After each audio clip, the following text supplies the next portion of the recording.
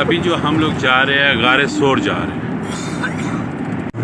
مکہ میں اسی طرح چھوٹی چھوٹی پہاڑیاں ہیں اور پہاڑیاں بھی ساری کی ساری خشک ہیں، تو غار ثور کی طرف ہم رواں دواں ہیں اور غار ثور بھی آپ کو دکھاتے ہیں اور ہم خود بھی دیکھتے ہیں۔ ابھی ہم لوگ غار ثور پہ موجود ہیں۔ غار ثور کا جو راستہ ہے اس راستے پہ ہم لوگ موجود ہیں۔ وہ اوپر ٹاپ پہ دیکھ رہے ہیں، ٹھیک ہے، جو پتھر پڑا ہوا ہے غار ثور کا جو منہ ہے وہ اس سائڈ پہ، ہم اس کی بیک سائڈ پہ یہ راستہ جا رہے ہیں۔ یہ لوگوں کا آنا جانا لگا ہوا ہے، وہ راستہ ہے سامنے والا، یہ سامنے والا راستہ ہے غار ثور، جس پہ جبل ثور، غار پہ چڑھنے کا راستہ۔ جی بالکل جبل ثور تو یہی ہے، جبل کہتے ہیں عربی میں پہاڑ کو، ٹھیک ہے، یہ ہے جبل ثور، صحیح اور ہے، اس کے اوپر ہے آخری حصے میں غار ثور، جو بڑا پتھر آپ کو نظر آ رہا ہے۔ اچھا ٹھیک ہے۔ یہاں پہ نبی پاک نے کیا کیا تھا؟ یہاں پہ آپ نے 3 دن قیام کیا تھا حضرت ابوبکر صدیق کے ہمراہ۔ یہاں پہ آپ نے 3 دن قیام کیا تھا ابو بکر کے ہمراہ، اور یہ راستہ ہے جی، یہ پہاڑ کے اوپر جا رہا یہ پورا جو پہاڑ آپ کو یہ نظر آ رہا ہے سامنے والا، فرنٹ والا، یہ جبل ثور ہے۔ اچھا، یہ وہی مقام ہے جی جہاں پہ مکہ کے منافقین آئے تھے حضور پاک کو ڈھونڈتے ڈھونڈتے، اور اسی جگہ پہ مکڑی کا جالا بھی تھا، کبوتر کے انڈے بھی تھے، گھونسلہ بھی تھا اور سانپ بھی تھا، تو یہی وہ مقام ہے جہاں پہ وہ لوگ آئے تھے۔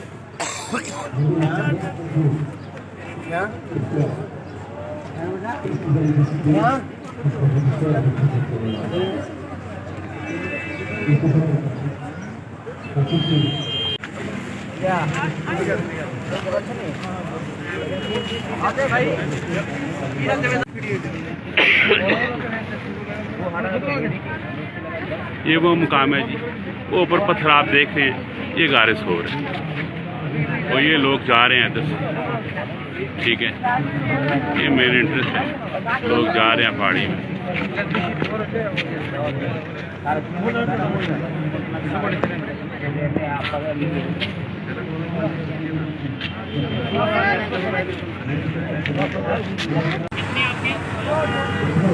اور یہ ہے جی آئس کریم کھانے کا من کر رہا تھا، یہاں پہ یہ بھائی صاحب 3 درہم کی ایک آئس کریم دے رہے ہیں اور ہم نے 2 آئس کریمیں لی۔ علیہ وسلم کو بہت زیادہ تنگ کیا اور نعوذ باللہ بہت زیادہ منصوبے بنائے۔ آواز نہیں آ رہی؟ جب نبی کریم صلی اللہ علیہ وسلم کو کفار مکہ نے بہت زیادہ تنگ کیا اور نعوذ باللہ بہت زیادہ منصوبے بنائے، تو اس وقت اللہ پاک کا حکم آیا آپ صلی اللہ علیہ وسلم اس پہاڑ پہ تشریف لے جائے جو جبل ثور ہے۔ ہجرت کا بھی حکم ہوا، اس وقت آپ صلی اللہ علیہ وسلم حضرت ابو بکر صدیق رضی اللہ تعالیٰ عنہ کے ساتھ اس پہاڑ پہ تشریف لے گئے۔ جب یہاں پہاڑ پہ تشریف لے گئے تو غار ثور ہے جو صاف نہیں تھی، تو سب سے پہلے حضرت ابو بکر صدیق رضی اللہ تعالیٰ عنہ نے غار صاف کی، پھر آپ صلی اللہ علیہ وسلم اس غار کے اندر تشریف لے گئے۔ تو میرے بھائی آپ صلی اللہ علیہ وسلم نے یہاں 3 دن کموں پہ 3 دن قیام کیا۔ جو 3 دن کا کھانا ہے حضرت ابو بکر صدیق رضی اللہ تعالیٰ عنہ کی بیٹی حضرت بی بی اسما یہاں پہ پہنچاتی تھی۔ کفار مکہ بھی پیچھے رہتے تھے، کس بہانے؟ بکریاں چرانے کے بہانے، کبھی ایک پہاڑ پہ، کبھی دوسرے پہ، کبھی تیسرے پہ، اس طرح بکریاں چراتے چراتے یہاں پہ کھانا پہنچاتی۔ تو ایک دن ابو جہل نے پتہ پوچھنے کے لیے حضرت بی بی اسما کو زوردار تھپڑ مارا، تو جب تھپڑ مارا وہاں سے تھوڑا سا خون نکلا۔ تو جب حضرت بی بی اسما یہاں پہ کھانا دینے آئی تو حضرت ابو بکر صدیق نے پوچھا کہ یہ خون کیسا کیوں ہے؟ تو حضرت بی بی اسما نے فرمایا کہ یہ ابو جہل نے مجھے تھپڑ مارا ہے۔ تو حضرت ابو بکر صدیق رضی اللہ عنہ نے وجہ نہیں پوچھی، سب سے پہلے کیا پوچھا؟ ہمارا پتہ تو نہیں بتایا۔ تو حضرت بی بی اسما نے جواب دیا کہ کیا میں آپ کا پتہ بتاتی مجھے حضرت ابو بکر صدیق رضی اللہ عنہ کی بیٹی کون کہتا؟ پتہ ماشاءاللہ نہیں بتایا۔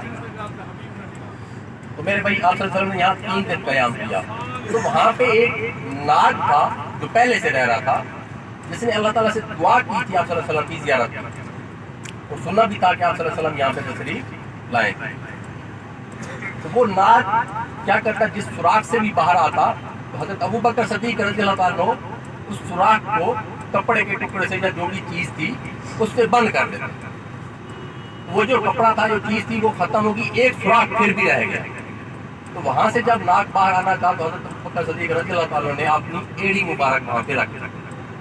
तो नाक था वो ज़ियारत के लिए तरस रहा था, तो उसने क्या किया, डसना शुरू कर दिया कि डसूंगा, पाँव हटाएंगे तो मैं ज़ियारत करूंगा। तो हज़रत अबू बकर सिद्दीक़ रज़ियल्लाहु ताला ने पाँव नहीं हटाया।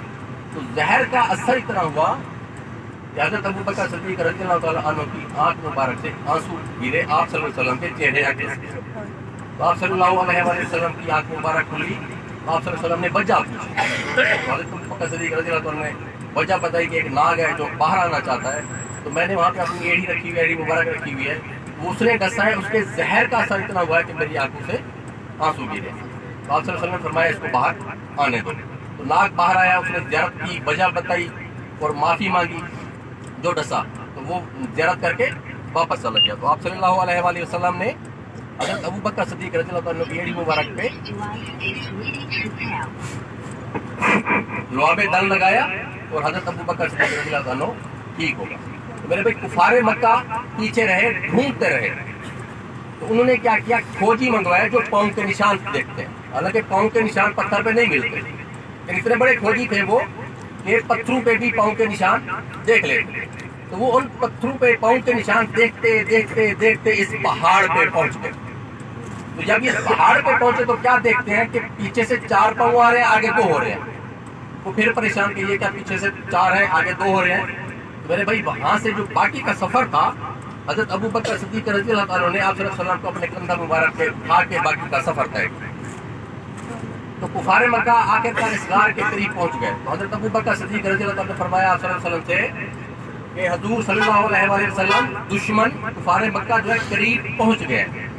तो आप सल्लल्लाहु अलैहि वसल्लम ने फरमाया ऐ अबू बकर सिद्दीक़ रज़ियल्लाहु अन्हु, आप परेशान ना हो, अल्लाह हमारे साथ है, अल्लाह हमारे साथ है। उस वक्त अल्लाह पाक ने क्या इंतजाम फरमाया, मकड़ी को हुक्म दिया गार के आगे जाला बना, कबूतरी को हुक्म दिया रास्ते में अंडे दे। तो मकड़ी ने जाला बनाया, कबूतरी ने अंडे दिए।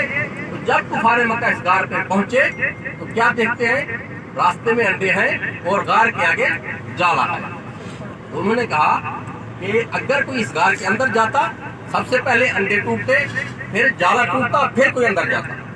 तो लिहाजा यहाँ पे कोई नहीं है, आओ वापस चलते। तो कुफारे मक्का वापस चले गए और वहीं पे अल्लाह पाक का हुक्म आया, आप सल्लल्लाहु अलैहि वसल्लम मदीना हिजरत कर गए। जो हिजरत का सफर है मेरे भाई, वो यहाँ से शुरू है इस गार। जज़ाकल्लाह।